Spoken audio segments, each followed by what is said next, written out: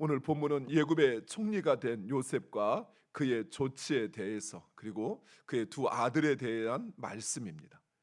요셉의 꿈 해석과 그리고 그 대책을 들은 바로 왕과 그의 모든 신하들은 그것을 좋게 여겼다라고 말씀합니다. 바로와 그의 신하들은 얼마든지 요셉의 꿈 해석을 부정할 수 있었습니다. 아직 그 꿈이 현실화된 것도 아니었기에 인정하지 않고 거부할 수 있었습니다. 하지만 그들이 보기에도 요셉의 해석은 정확하였고 요셉의 대책은 적절하였습니다. 단순히 요셉의 해석과 대책이 정확하였기 때문이 아니었습니다. 이 모든 일을 행하시는 분은 하나님이셨기 때문입니다. 바로의 꿈도, 그리고 요셉의 해석도, 요셉의 대책도 바로와 그의 신하들의 마음에 좋아 보이도록 하나님께서 하신 것입니다. 그리고 바로 왕은 요셉을 가리켜 하나님의 영에 감동된 사람이라 하며 무엇보다도 이 모든 일을 행하시는 분이 하나님이심을 인정합니다. 이것은 요셉의 영광이 아니라 하나님의 영광입니다. 하나님께서 그동안 요셉을 예굽의 노예로 팔려오게 하시고 또 억울하게 감옥에 갇히게 하신 이유가 바로 이것입니다. 하나님께서 그동안 요셉을 훈련하신 이유가 바로 여기에 있습니다.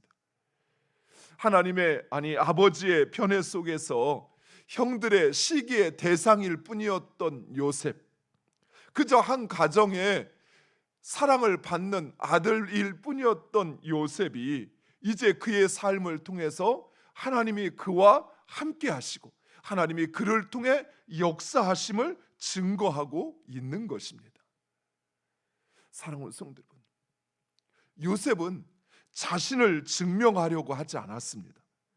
요셉은 꿈 해석을 통해서 하나님의 하나님 되심을 드러내고, 즉 역사의 주관자이신 하나님, 오직 그 하나님을 증거하였을 뿐입니다.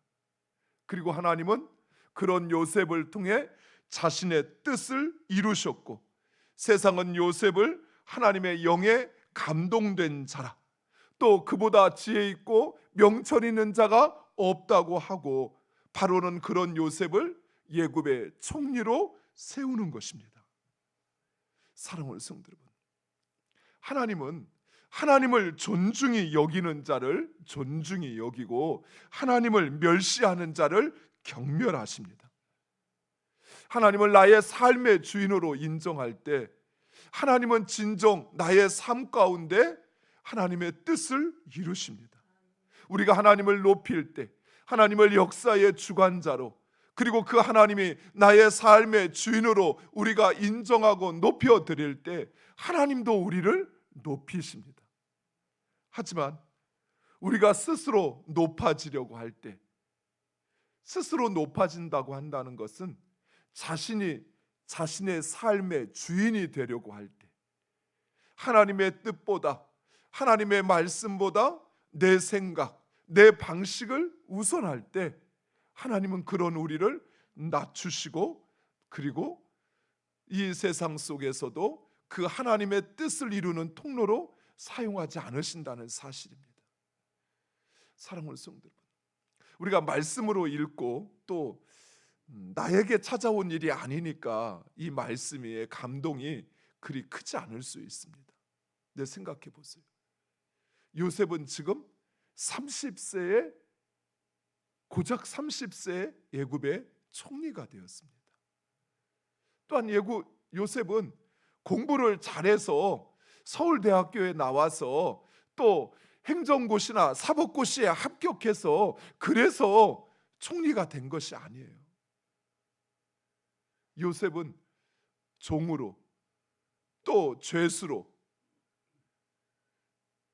더욱이 예굽은 한 부족 국가가 아닙니다. 당시만 해도 예굽은 제국이었습니다. 그런 제국에서 하나님은 요셉을 30세에 총리로 세우시는 것입니다.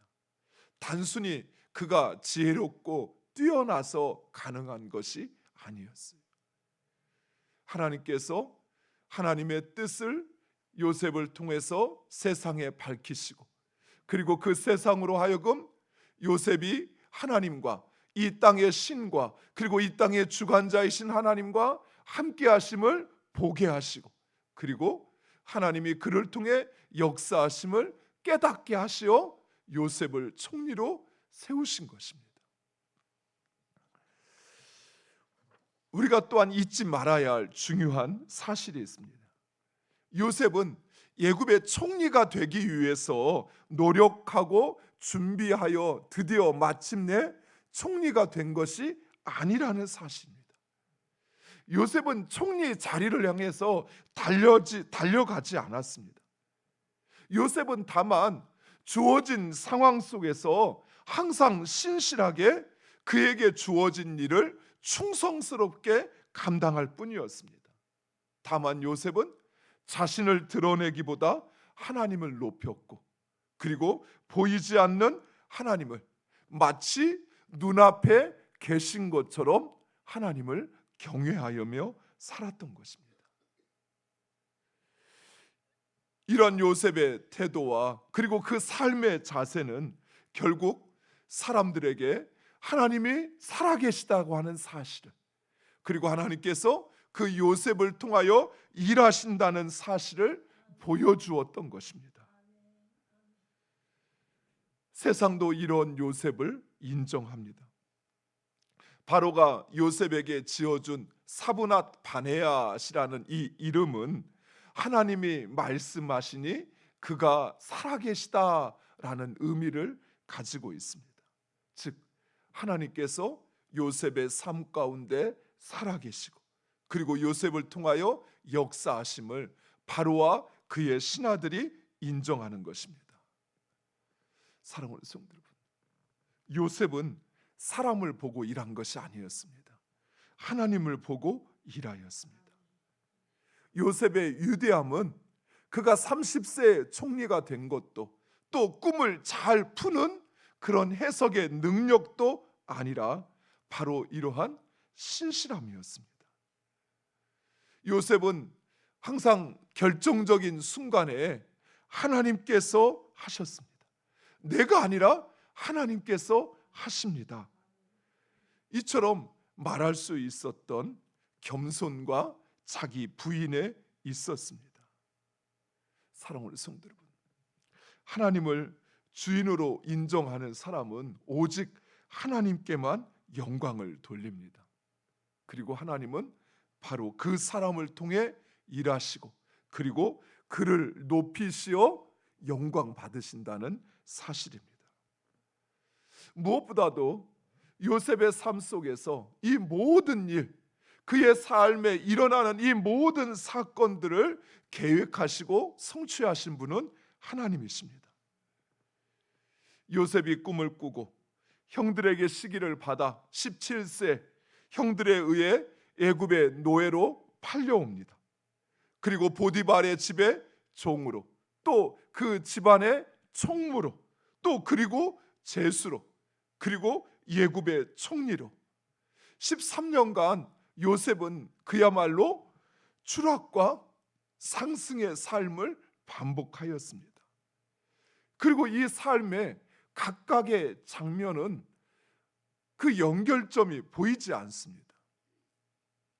요셉의 형들과 보디발이 또는 바로 왕이 서로 이 모든 것을 짜고 행한 것이 아니었습니다.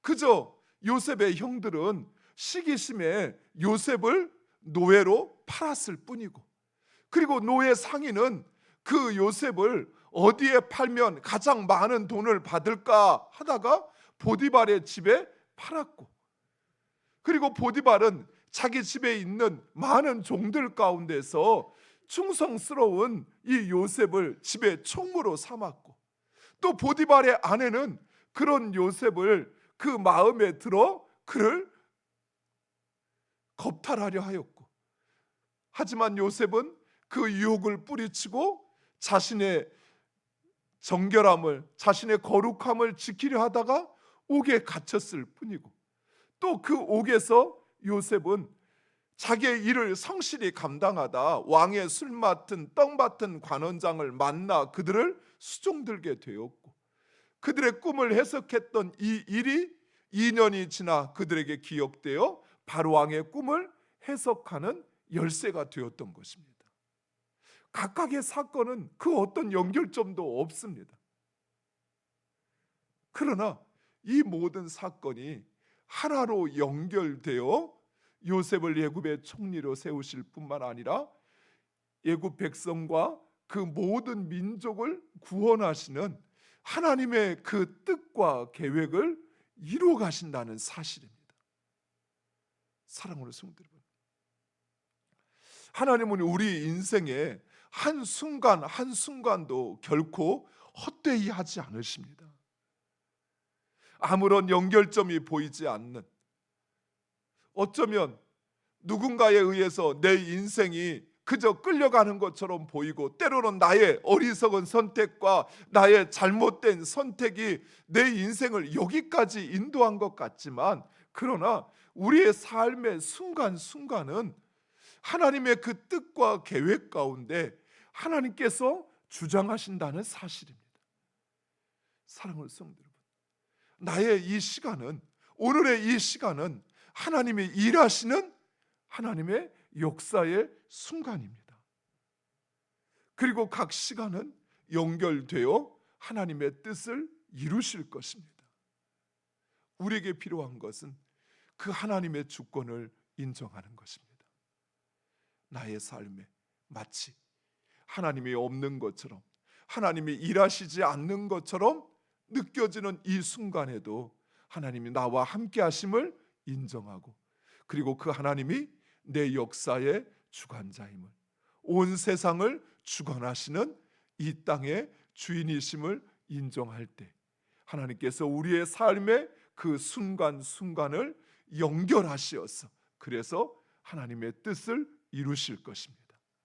우리를 하나님의 자녀로 온전하게 하시는 그 구원의 역사를 이루실 것이고, 그리고 나를 통해서 우리 가정과 그리고 이 지역과 민족과 열방을 구원하시는 그 복음의 역사를 이루어 가심을 믿으시고,